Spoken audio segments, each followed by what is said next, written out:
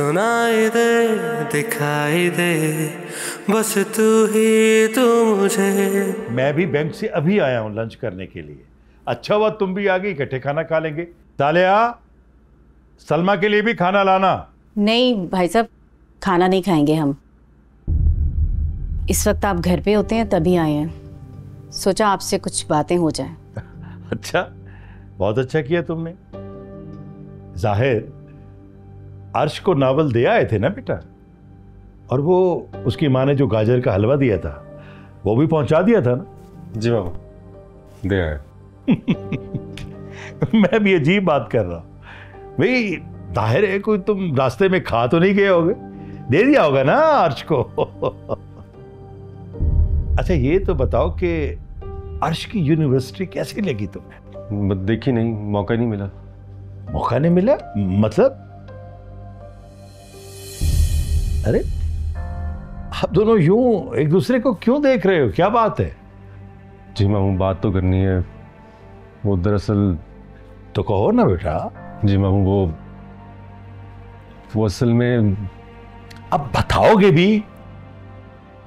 इससे तो हमेशा की तरह बोला नहीं जाना। मैं ही आपको बताती हूँ कि क्या बात है। क्यों तजस्सुस फैलाया हुआ, बात करो ना, क्या बात है? दरअसल बात ही ऐसी है कि करते हुए शर्म आ रही है, मगर करनी भी जरूरी है। वो जो अर्श के साथ लड़का है ना, उसकी सहेली का कजन, क्या नाम है उस बदबख्त का? हाँ, अरसल। उसके साथ चक्कर चल रहा है अर्श का। सलमा, अगर तुम मेरी बहन ना होती तो इसी वक्त धक्के देकर घर से बाहर निकाल देता तुम्हें। भाईजान, मैं अच्छी तरह से जानती हूँ कि आप अर्श के खिलाफ एक लफ्ज नहीं सुन सकते, मगर सच यही है कि जाहिद उन दोनों को एक साथ हॉस्टल के बाहर देख कर आया है। अर्श मेरी दी हुई आजादी का नाजायज फायदा नहीं उठा सकती। यकीनन जाहिद को कोई गलतफहमी हुई है। अल्लाह करे ऐसा ही हो, मगर दोनों ही सूरतों में अर्श को फौरन वापस आ जाना चाहिए, और जितना जल्दी हो सके जाहिद और अर्श की शादी कर देनी चाहिए, और बाकी की पढ़ाई वो यहीं रहकर करे शादी के बाद। ये सब कैसे हो सकता है? अर्श यहां से दिल बर्दाश्ता होकर गई, अब ये कैसे मुमकिन है कि मैं उसके ख्वाबों को अपने हाथों से ही? भाईजान, बात जब इज्जत की हो ना, तो ऐसी पढ़ाई पे लानत भेज देनी चाहिए। बाकी आप खुद समझदार हैं, मुझे पूरी उम्मीद है कि आप ठंडे दिमाग से सोच समझ के फैसला करेंगे। चलो चलो, मैं कह रही हूं।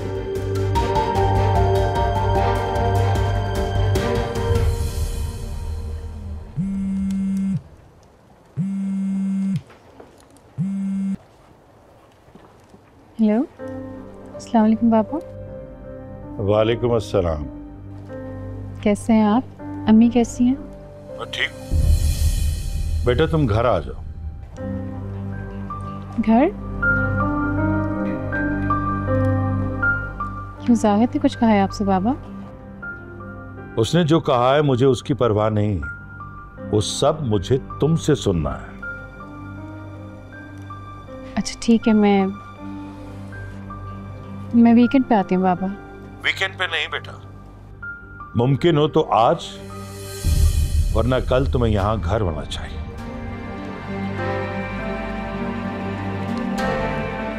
पापा, लेकिन मेरी क्लासेस। मैं इंतजार कर रहा हूं तुम्हारा। अल्लाह हाफिज। हेलो हेलो, क्या हुआ? कुछ नहीं, बाबा घर आने का कह रहे हैं। वही हो जिसका डर था। जरूर जाहिद ने कोई बात कही है पापा से। सॉरी टू से अर्श, लेकिन तुम्हारा फियांसे ना बहुत ही इमेच्योर इंसान है। तुम दोनों की आपस की मिसअंडरस्टैंडिंग थी और उसने पेरेंट्स को इन्वॉल्व कर दिया। अब क्या कर सकते हैं? अर्श, तुम हर चीज जानते बूझते खुद को बर्बाद करने पे क्यों तुली हुई हो? तुम्हें पता है, ऐसे ही लोग होते हैं जो शादी के बाद अपने पर्सनल मामलात बंद कमरे में हल करने के बजाय घर वालों के सामने अदालत लगा लेता है। क्या कर सकते हैं, मुझे लग रहा था वो यही करेगा। डिसाइड कर लो फिर कि सारी जिंदगी यूं ही जाहिद की इस तरह की इमेच्योर हरकतें बर्दाश्त करती रहोगी या फिर अपने लिए कोई बेहतर फैसला भी करोगी। तुम्हारे पास अभी भी वक्त है अर्श, अच्छी तरह सोच लो। निगहत मेरी मंगनी हो चुकी है, अब कुछ नहीं हो सकता, बहुत देर हो गई है, बहुत बदमज़गी होगी। नुकसान तो दोनों तरफ से ही होगा ना, ये बेहतर नहीं है कि कम नुकसान हो। फिलहाल तो मुझे बस स्केड्यूल देखना पड़ेगा।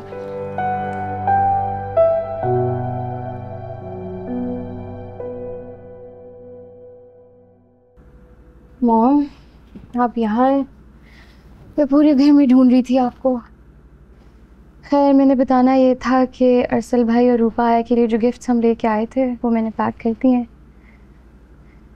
लेकिन आई डोंट थिंक सो कि अभी गिफ्ट्स देना मुनासिब होगा।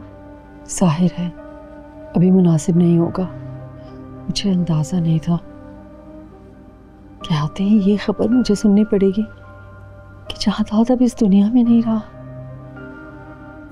अरसल भाई भी बहुत अपसेट होंगे ना, मुझे भी अंकल की डेथ का सुन के बहुत अफसोस हुआ था। अफसोस तो मुझे भी हो रहा है जहादात के लिए। जब वो इस दुनिया से गया उसका बेटा भी उसके पास नहीं था। अपनी गलती की बहुत बड़ी कीमत चुकाई है उसने। हीरा भी बता रही थी उस दिन जब वो आए थे उसने उनमें एक थका हारा हुआ इंसान देखा था। मैं सोच रही थी कि मुझे उस दिन उसकी बात सुन लेनी चाहिए थी।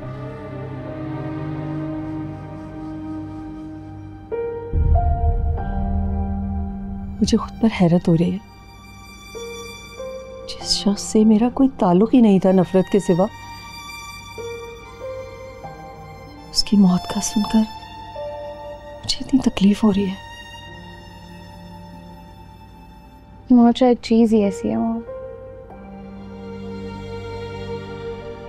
जो शख्स मरता है वो शायद अपनी सब गलतियां ज्यादतियां साथ लेकर चला जाता है। इसीलिए दुश्मन के मरने पे भी इंसानियत रखने वाले इंसान को अफसोस तो होता है। ठीक कह रही हो। ऐसा करते हैं जाके अरसल भाई से मिल आते हैं, इस वक्त उनको भी आपकी जरूरत होगी। जब जहादात था तो अरसल का गुस्सा हम दोनों में बराबर का तकसीम हो जाता था, मगर अब मैं कैसे अकेली अरसल की नफरत झेल सकूंगी? ऐसा मत सोचें मॉम, वो आपसे नफरत नहीं करते, उनको बस शायद अटेंशन चाहिए थी जो उनको कभी मिली ही नहीं। खैर हम अरसल भाई से मिलने जा रहे हैं, दैट्स फाइन। मैं हिरा से भी पूछ लेती हूँ, वो भी चले शायद साथ। अरसल भाई की वजह से बहुत परेशान थी वो।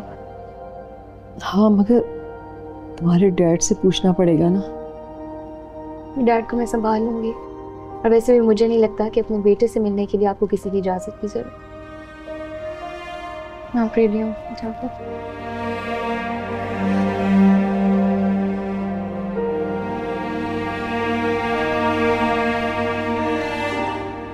कितना बदनसीब हूं ना।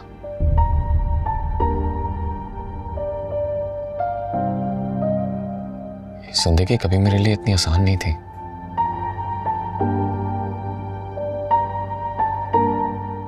हमेशा दिल में एक दर्द लिए जिया हूं, मगर अब इस दर्द के साथ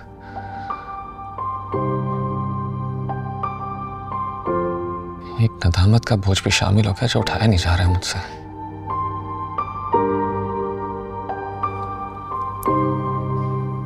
अपनी जिंदगी की कहानी में मैंने हमेशा खुद को मजलूम समझा, मगर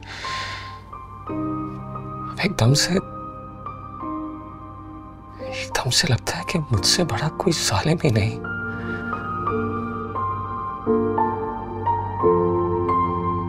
मुझसे कहा था डैड ने, एक बार मेरे मुंह से डैड सुनना चाहते थे, मगर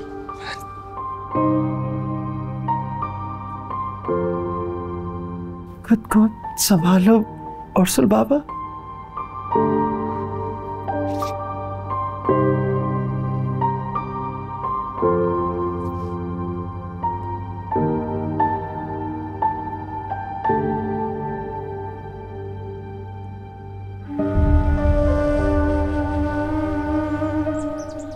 मेरे साथ ही क्यों होता है ऐसा?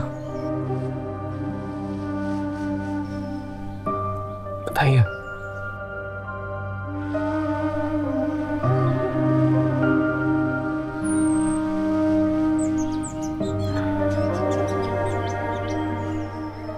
मैंने तो बस हर बच्चे की तरह अपने पेरेंट्स को आइडियलाइज किया था। जब मुझे पता चला कि वो एक परफेक्ट कपल नहीं है तो मैं हिल गया था अंदर से।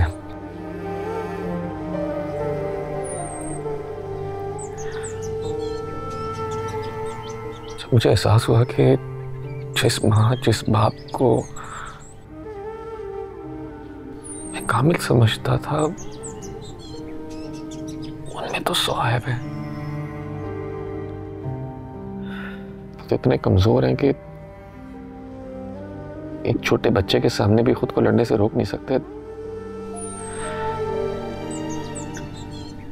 टूट गया था अंदर से,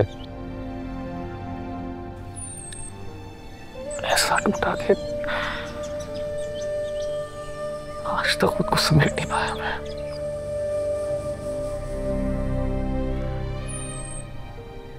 हर एक का साथ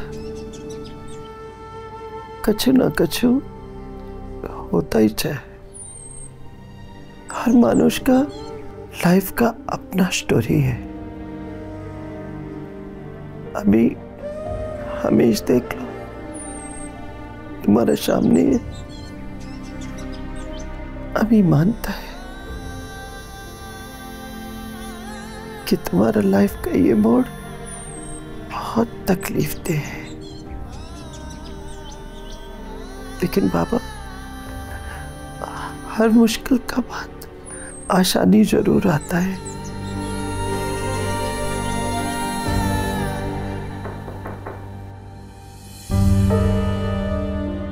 रूपा आपा, अरसल बाबा से मिलने इनकी वालदा और बहनें आई हैं।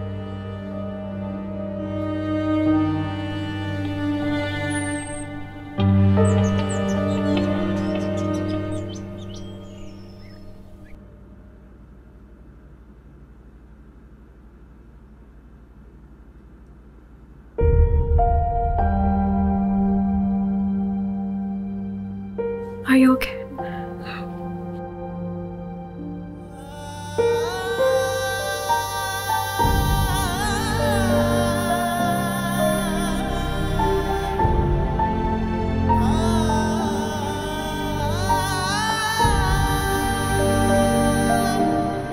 बेटा, हमें माफ कर दो।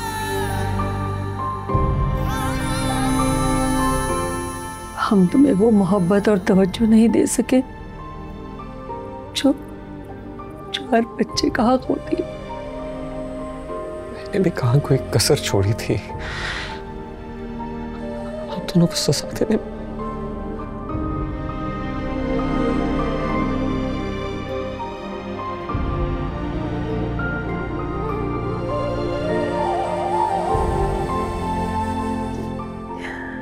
इस लम्हे के लिए मैं तड़पती रही। कब वो घड़ी आएगी जब मैं अपने बेटे को अपने गले से लगा सकूंगी। बेटा, मैं तुम्हारा बचपन तो तुम्हें वापस नहीं दे सकती, मगर जब तक मैं जिंदा हूं इसका मुदावा करने की पूरी कोशिश करूंगी। आपसे कोई शिकवा नहीं है।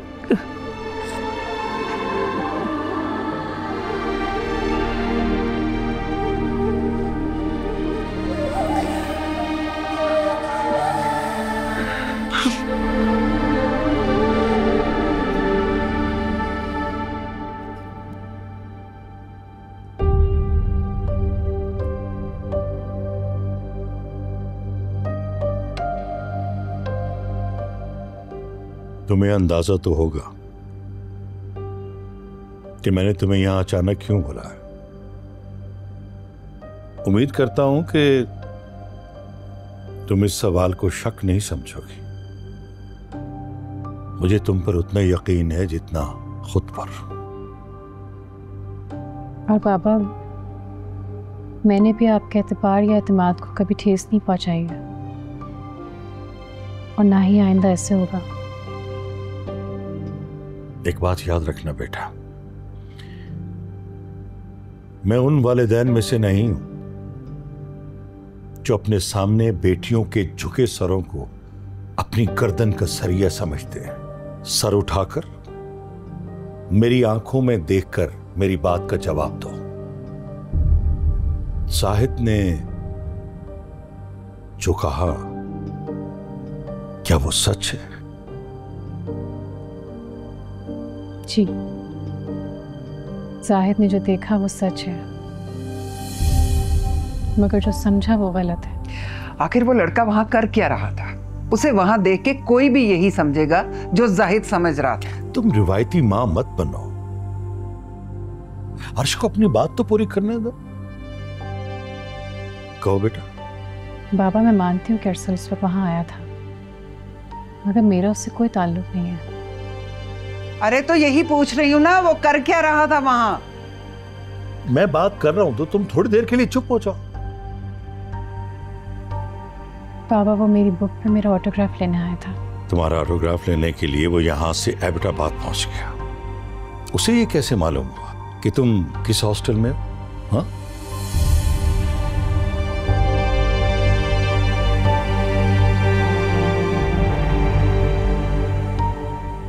मैं आप दोनों को सब कुछ शुरू से बताती हूँ।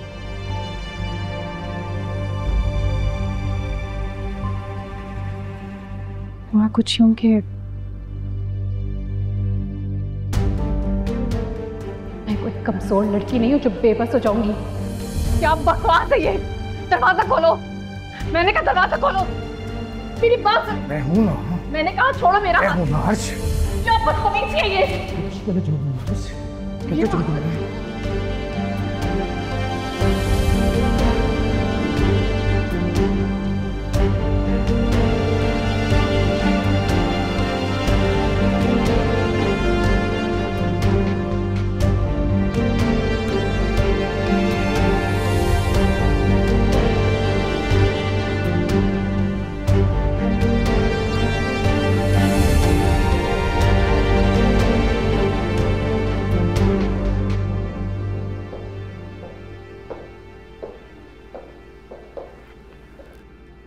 कहाँ से आ रही हो तुम तीनों? और कहाँ चले गए थे बगैर बताए?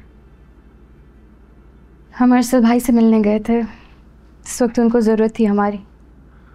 ओह, तो तुम तीनों ने एकतरफा तौर पर तय कर लिया कि उसे तुम्हारी जरूरत थी। अरे जिसे बाप की बीमारी से फर्क नहीं पड़ा, सारी दुनिया कॉल करती रही लेकिन आखिर वक्त तक बाप के पास नहीं आया। अरे उससे और क्या तवक्को की जा सकती है?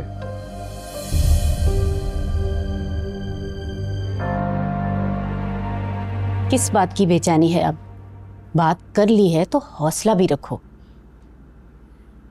बात करने का कहा था, बात खत्म करने का नहीं। आपको नहीं लगता कुछ ज्यादा हो गया? दोपहर को उसकी शिकायत लगा के आए, शाम को वो वापस भी आ गई और आने की इत्तला तक नहीं दी मुझे। वो तो फरूख के वेलकम आप ही वाले स्टेटस से मुझे पता लगा कि वो वापस आ रही है। क्या बताती वो तुम्हें कि जाहिद साहब, आपने जो मेरी शिकायत लगाई है ना, मैं उसकी वजाहत देने आ रही हूं, और जब मैं वजाहत दे लूंगी तो फिर हम आइसक्रीम खाने जाएंगे। ये कहती। मैंने कोई बिला वजह शिकायत तो नहीं लगाई उसकी। वो लड़का पहली बार नहीं देखा मैंने अर्श के साथ। मेरी जगह कोई और भी होता तो वो अपने कदमों पे मजबूती से खड़ा रहता। तुम्हारी तरह बात करके यूं भीगी बिल्ली की तरह चक्कर ना काटता रहता। कान खोल के सुन लो जाहिद, अगर तुम्हारी कही हुई बात में जरा भी हेर फेर हुई तो तुम्हारी खैर नहीं है। कोई हेर फेर नहीं है। सवाल तो पैदा होता है ना, और अगर सवाल पैदा होता है तो उसका जवाब भी मिलना चाहिए। अब वो लड़का वहां क्या कर रहा था ये तो पता चल जाएगा, लेकिन ये लड़का क्या कर रहा है ये मेरी समझ में नहीं आ रहा। लेकिन ये लड़का कान खोल के सुन ले कि मैंने जिंदगी में पहली बार भाईजान के सामने बैठ के उनकी बेटी के किरदार पे उंगली उठाई है। उम्मीद करती हूं कि इस लड़के ने जो कुछ भी कहा उसमें सदाकत होगी, वरना ये लड़का घर छोड़ने के लिए तैयार रहे।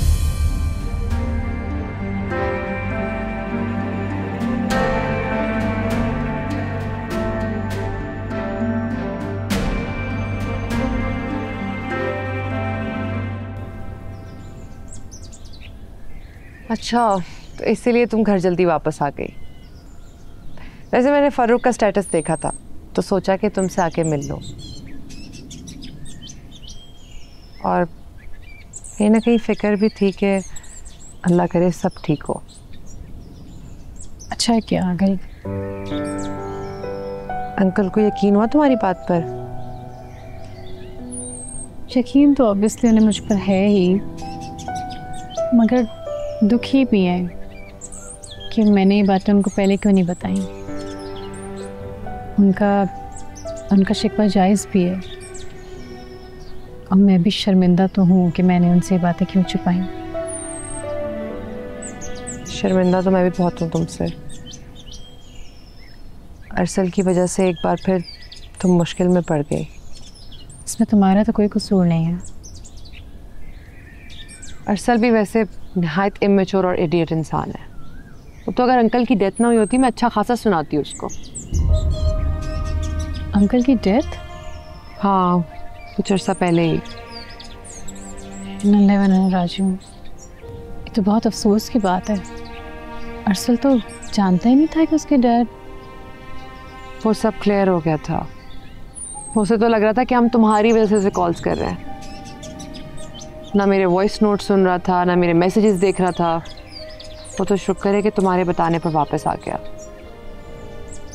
अभी ही इज ग्रीविंग और बहुत तकलीफ में है वो। और उसकी खुद गर्जी की वजह से मैं भी। सच में पापा को इतना दुख पहुंचा इन बात की वजह से। I can understand. अर्श, ये बताओ तुम वापस कब जाओगी? जैसी सारी बातें फुप्पो और साहिद के सामने क्लियर हो जाए उसके बाद। बाबा कह रहे थे वो बुलाएंगे उन्हें कॉल करके। वैसे एक बात कहूँ, अगर तुम बुरा ना मानो। देखो, माना कि अरसल बुरा है, टॉक्सिक है, लेकिन कम तो तुम्हारा मंगेतर भी नहीं है ना। तुम्हें बचपन से जानते हैं वो, तुम लोग साथ बड़े हुए हो। और मुझे देख लो, हम कुछ अरसे से दोस्त हैं, लेकिन मैं आंख बंद करके तुम पे भरोसा कर सकती हूँ। तो फिर वो क्यों नहीं? क्या रिदा, मुझे लगता है कि जाहिद की जगह कोई भी होता तो। जाहिद की जगह कोई भी मैच्योर और अक्लमंद इंसान होता तो इस तरह तुम्हारी इज्जत उछालने के बजाय तुमसे आके बात क्लियर करता। उसको एटलीस्ट इतनी रियलाइजेशन तो होनी चाहिए ना कि लड़की की इज्जत की क्या वैल्यू होती है। किसी की इज्जत को इस तरह उछाला नहीं जा सकता। अर्श,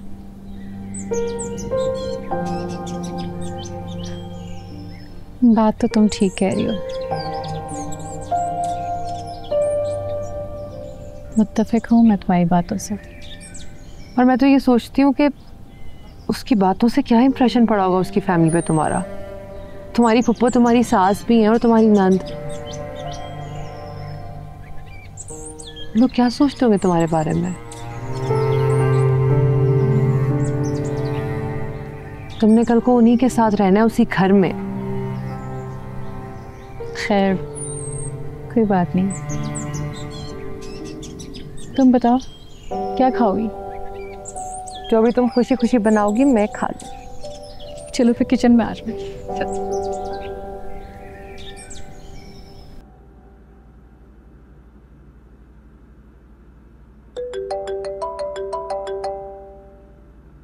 इसकी कॉल है, मैं समझा मामू की कॉल है। जी अस्सलाम वालेकुम।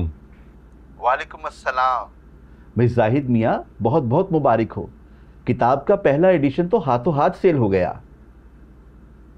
तकरीबे रुनुमाई तो अर्श नईम साहिबा के यहाँ ना होने की वजह से ना हो सकी, लेकिन मैं सोच रहा हूँ कि जब वो यहाँ आए तो उनके एजाज़ में एक तकरीब रख लूँ। जी ठीक है, वो आएंगे तो मैं आपको बता दूंगा। एक बात और भी करनी थी। जी जी कहिए। जाहिद मियाँ, उनकी रॉयल्टी का चेक मेरे पास है, लेकिन जिस तरह ये नॉवल सेल हो रहा है, मेरा ख्याल है हमें इसका दूसरा एडिशन भी छापना पड़ेगा। इसलिए अर्श नईम साहिबा से बात करना बेहद ज़रूरी है। तो तभी उनका चेक भी उन्हें पेश कर दूंगा।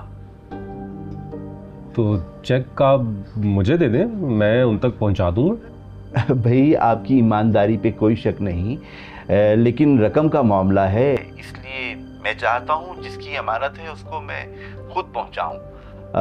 इसलिए बेहतर है आप उनका नंबर मुझे दे दीजिए, बाकी के अहम मामलात मैं खुद उनसे तय कर लूँगा। जी आप फ़ोन रखें, मैं आपका नंबर सेंड कर देता हूँ। जी बहुत शुक्रिया, बहुत मेहरबानी। अच्छा, खुदा हाफिज़। खुदा हाफिज़।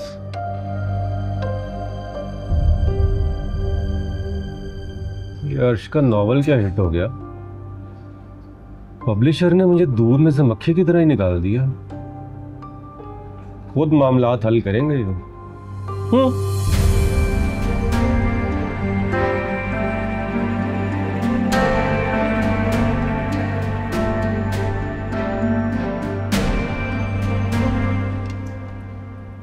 आंटी मैं पहले हलीम खाऊंगी, थैंक यू। मम्मी बहुत अच्छी हलीम बनाती हैं।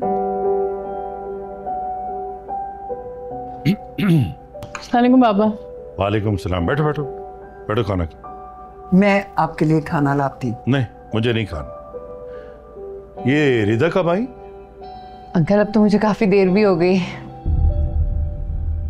आप आए ना, खाना खाए ना हमारे साथ। अर्श ने इतना मजे का खाना बनाया, मेरा तो हाथ ही नहीं रुक रहा। तुम खाना जल्दी से खत्म करो, खाने के बाद अच्छी सी चाय भी पिलाती हूँ। वो तो मैं बिल्कुल मिस नहीं कर सकती। मेरा ख्याल है कि अब रिदा को घर जाना चाहिए। इसके घर वाले इसका इंतजार कर रहे होंगे। नहीं नहीं बाबा, अभी तो रिदा ने खाना भी नहीं खाया। खाना? मेरा ख्याल है कि रिदा खाना खा चुकी है। क्यों रिदा? जी अंकल आप सही कह रहे हैं। अर्श में चलती हूँ, मैंने खाना भी काफी सारा खा लिया, बस नेक्स्ट टाइम मुलाकात होगी। बेटा खाना क्यों दरमियान में छोड़ दिया? खाना तो पूरा खाओ। इसे देर हो रही है, इसको जाने दो। जी आंटी, अंकल बिल्कुल ठीक कह रहे हैं। मेरी अम्मी भी कॉल्स कर रही थी, मुझे जाना चाहिए। तुम अपना ख्याल रखना। रुको बेटा, आपने इससे पहले तो ऐसा कभी कुछ नहीं कहा। इट्स ओके आंटी, वैसे ही काफी देर हो गई है। इंशाल्लाह नेक्स्ट टाइम आऊंगी तो मुलाकात होगी। अल्लाह हाफिज़। तो ना बेटा, मैंने जिस अंदाज में तुमसे बात की तुम्हें बुरा तो लगा होगा,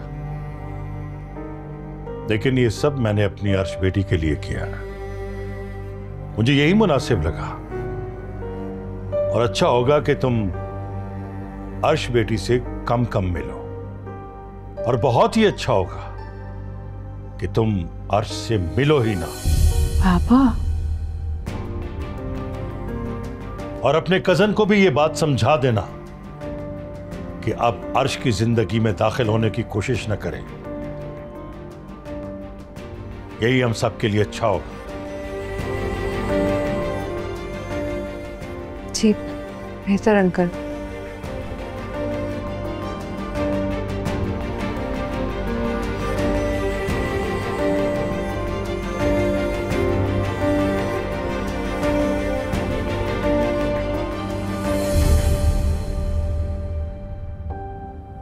ये क्या कर रहे हैं आप?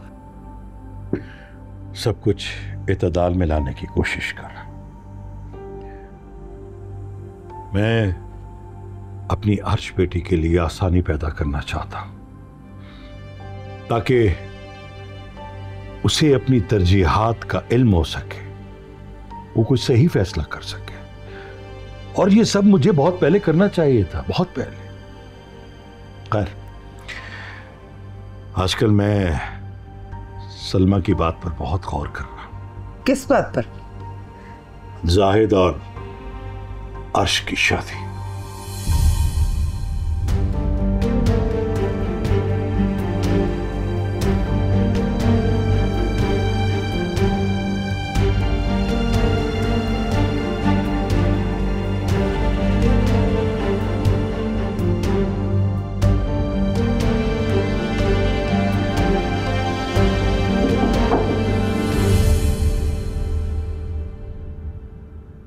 बैठो बेटा, बैठो।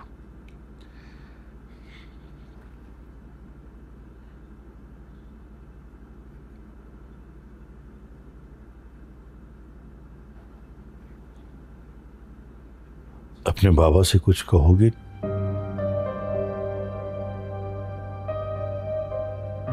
कोई शिकायत नहीं करोगे?